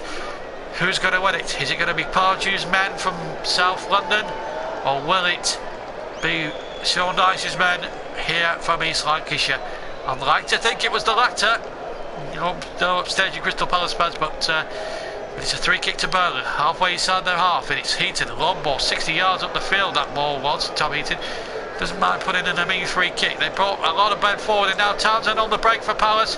Burnley got 2-4-5 back, but still Townsend running down the near side, on the far side, trying to skin Gudmundsson. He has to go back to Zeki Friars. Now Friars looks up, gets the ball in from the right hand side, looks towards Wickham, can't find Wickham.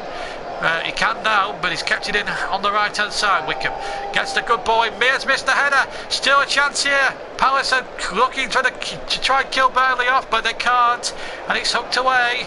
Down winning the next ball, but this game now building up to a real crescendo right at the end of the game.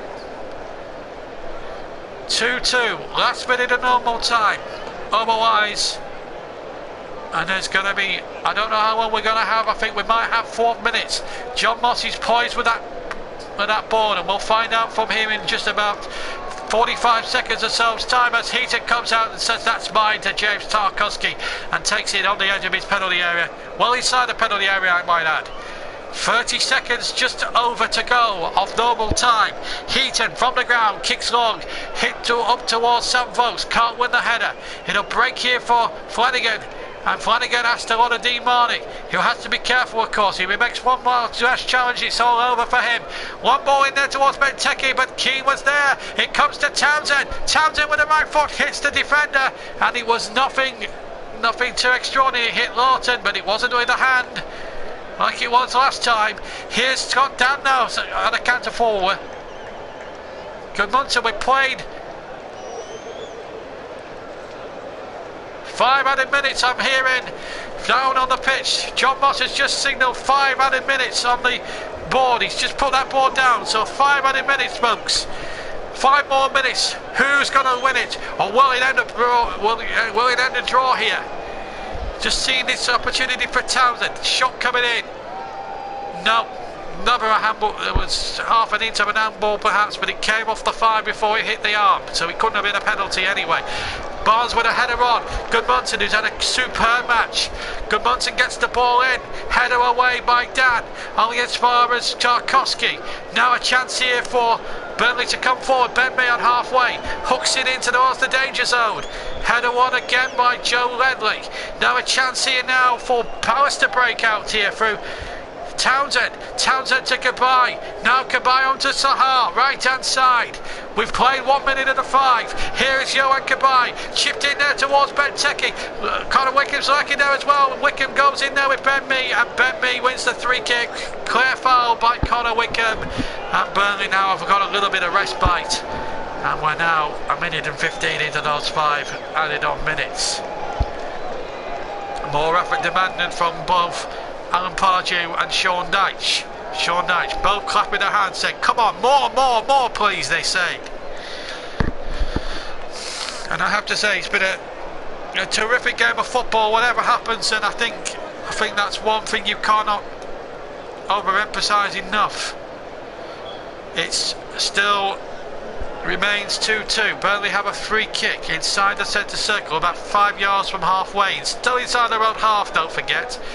But everyone's going forward. They're gambling here, Burnley. They're gambling. Tarkowski is forward. I can see Keane forward. Barnes is there. Boyd is on the edge as well. Mears stayed back. And in fact, 2 Burnley players are keeping a close eye on Benteke on halfway. As Tom Heaton sends that in. But it's tucked away. And now Burnley go forward again.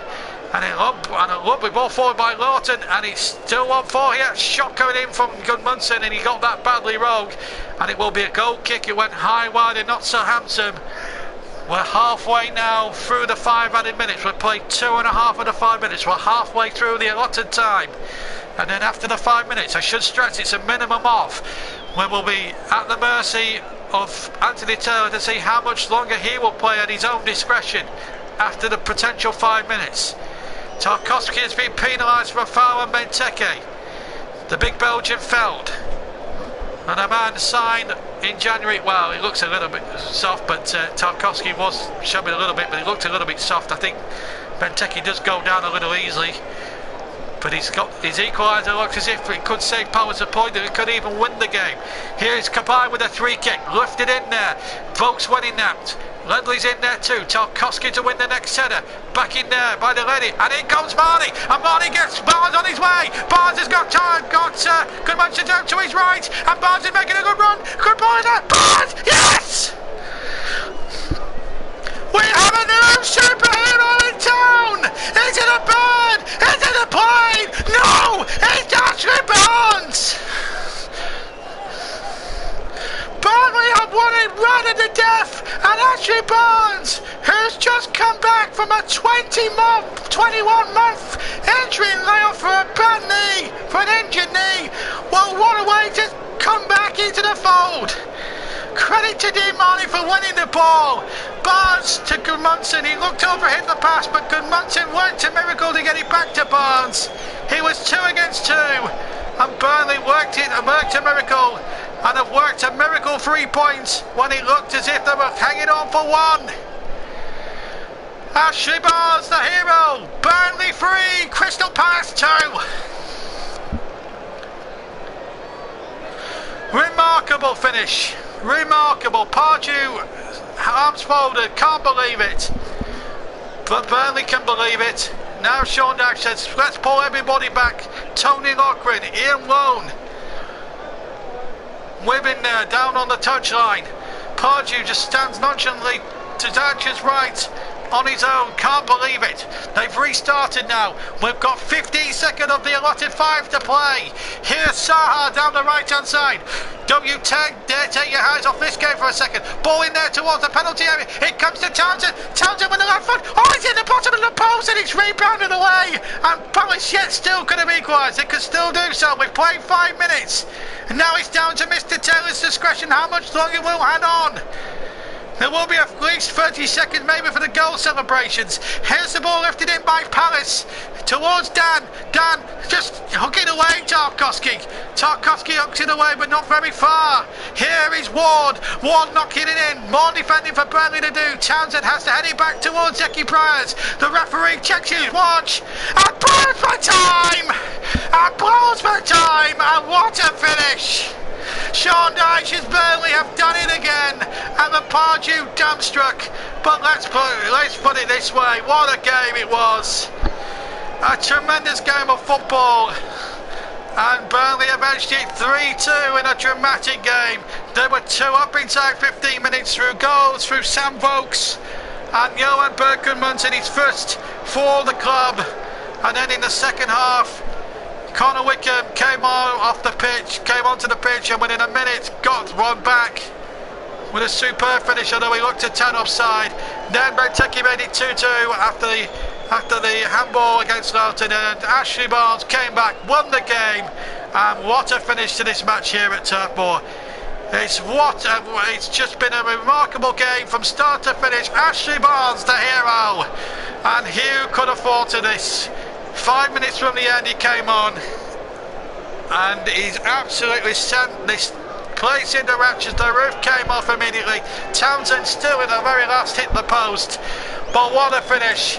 A great game of football. Burnley go up to 8th in the table as things stand tonight, although they could drop as low as 9th or 10th after tomorrow's results have come in. We're going to get some reaction in just a second, but what a finish to this game at Turf Moor. The players go off, and thunderous applause from 20,000 Clarets here today. They've seen a thriller. It's finished here in a dramatic game at Turf Moor. Burnley 3, Crystal Palace 2.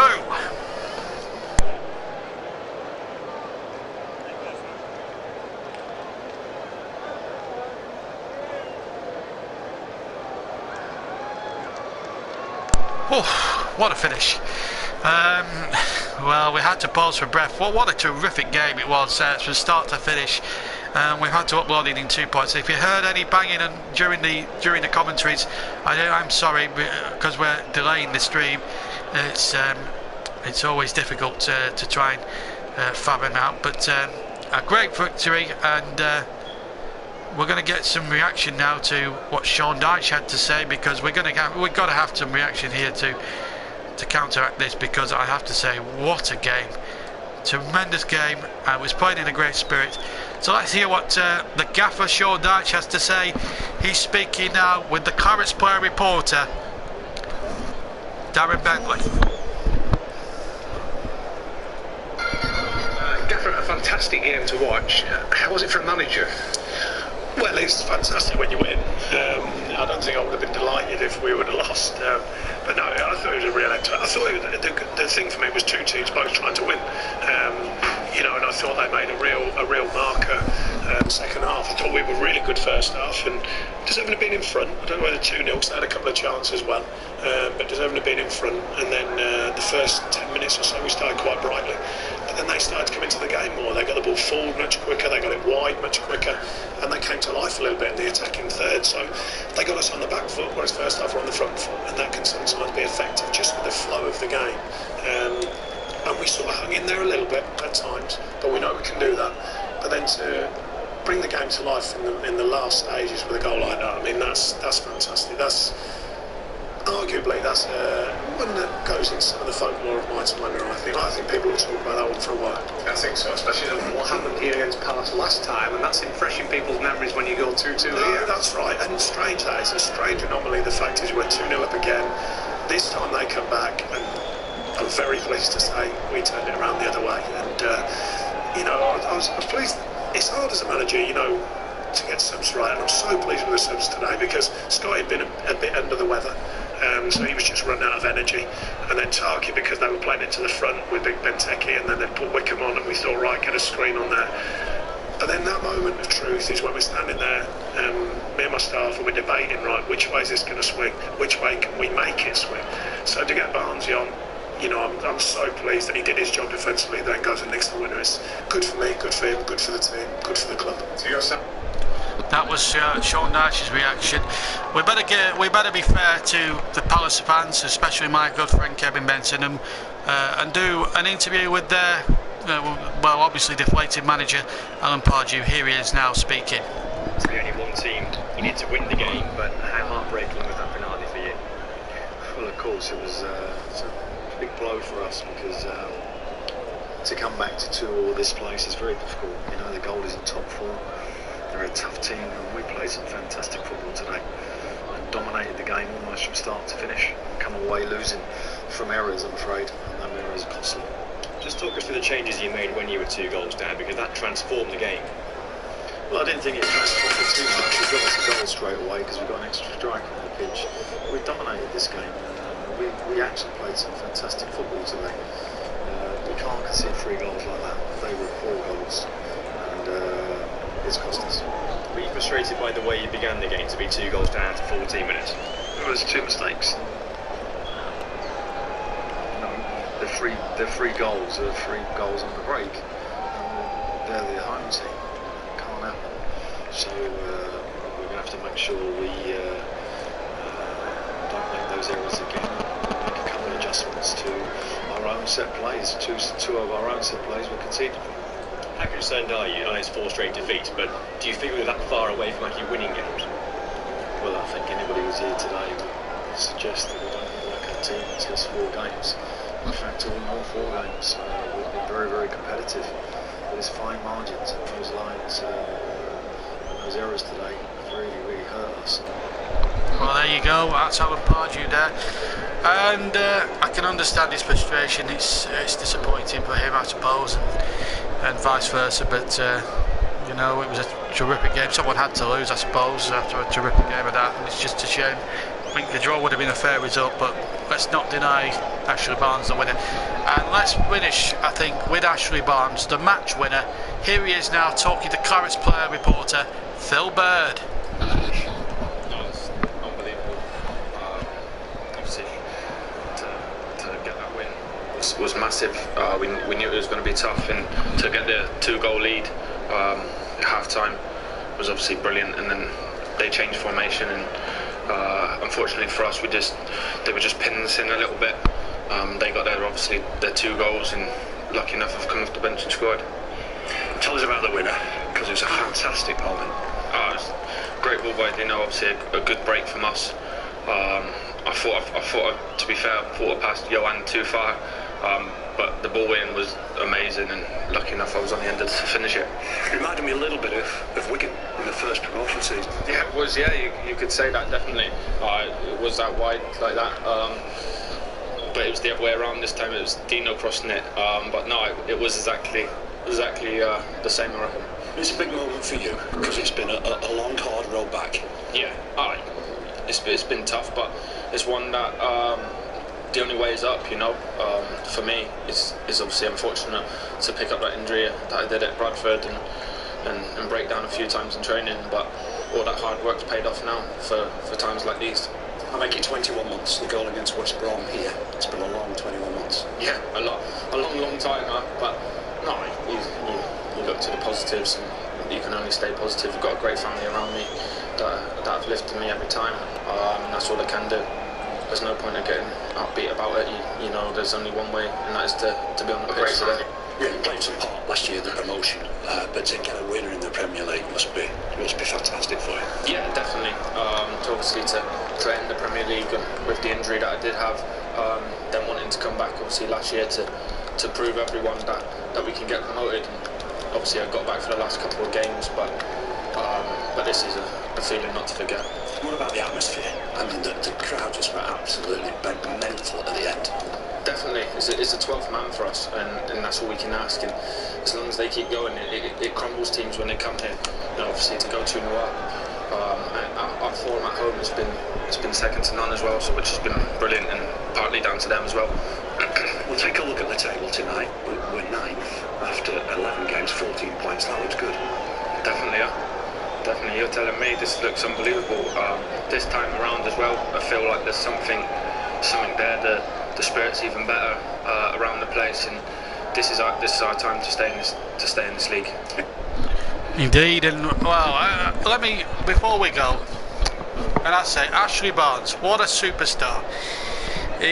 He's come out, he's had so much disappointment in his 21 months out for injury. He's had disappointment with his knee injuries and stuff, and then to come back and score the winning goal in that fashion was a tremendous achievement. And I have to be honest, it was a terrific game of football. I feel for Crystal Palace, they gave a really good game, but Burnley just edged it, and really Palace gambled and lost the roll on the dice. And as Pardew alludes to, they lost 3 poor goals. The second one was a bad goalkeeping error. The first one was a bit of pinball machine. Bogs was in the right place. David didn't pick him up enough, and then they were short-handed at the back for the winning goal. Beautifully worked by Barnes and Gudmundsson, although Barnes did admit he, from the original pass to Gudmundsson to the right hand side, he almost sold his colleague down the river, but it didn't matter in the end. Burnley have won it by 3-2, a dramatic game. Very much enjoyed commentating on it. I hope you've enjoyed it as well. What we'll do is convert that to the first half we did earlier on. We delayed the second half because of we had a fireworks display on earlier, so we had to delay the second half a little bit. So I hope you understand, viewers and listeners. But we will have full match commentary live of the England-Scotland match on Friday. I'm very much looking forward to that one.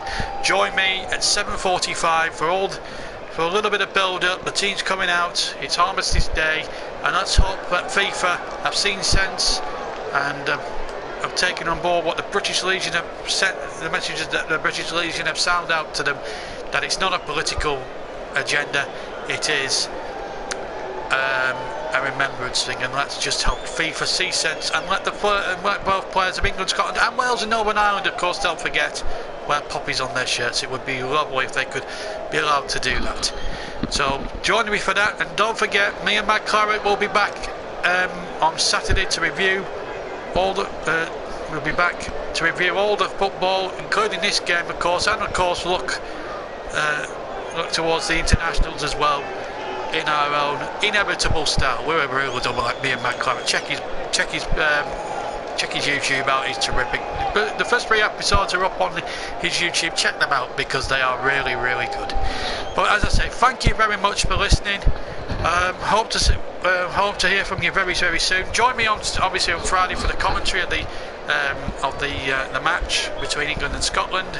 Big international that. And of course we'll have another commentary on Tuesday night as England take on Spain. But also in the last half an hour or so, Eaton and Keane have been confirmed in the England squad for those 2 big international games. One is the World Cup qualifier, that's the Scotland game, and then a prestige friendly against Spanish. Both these games at Wembley, and both will be live on my YouTube channel. As I say, you'll next see me for the game on Friday. Join me as well on Mike Claret on Saturday for our Let's Talk Football programme. Episode 4 coming up right now. We'll be filming the game. We'll be filming it the night before the England-Scotland match, but I'm telling you, it will be an international special, and whatever it turns out, it should be good fun as well. Anyway, thank you very much, as I said, for listening. What we'll do is sort of join the 2 halves together because we've uploaded them twice, and then I'll edit both together, and then you'll see it all in one big video. But me, JB, take care. Good night.